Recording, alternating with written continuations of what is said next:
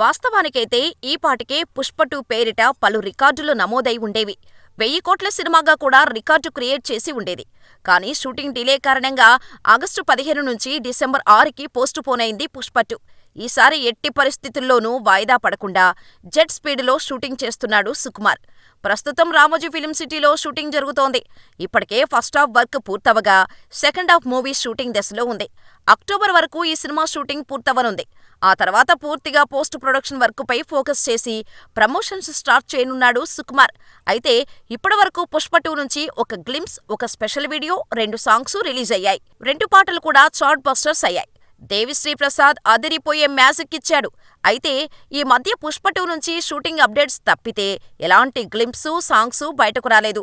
దీంతో అప్డేట్ కోసం వెయిట్ చేస్తున్నారు బన్నీ ఫ్యాన్స్. మరి నెక్స్ట్ 'పుష్ప 2' నుంచి రాబోయే ప్రమోషనల్ కంటెంట్ ఏంటి అంటే ట్రైలర్ అనే మాట గట్టిగా వినిపిస్తోంది. ఇక్కడితో 'పుష్ప 2'పై అంచనాలు పీక్స్కు వెళ్లనున్నాయి. కానీ ఇప్పుడిప్పుడే ట్రైలర్ బయటకొచ్చే అవకాశాలు తక్కువ. ట్రైలర్ కంటే ముందు సాంగ్స్ రిలీజ్ అయ్యే ఛాన్స్ కూడా ఉంది. అయితే 'పుష్ప 2' నుంచి నెక్స్ట్ ఏదొచ్చినా సరే పాన్ ఇండియా షేక్ అయ్యే అప్డేట్ రాబోతుందని అంటున్నారు.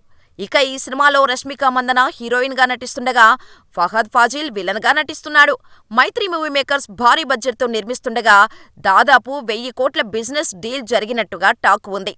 మరి ఈసారి పుష్పరాజ్ ఎలాంటి రచ్చ చేస్తాడో చూడాలి.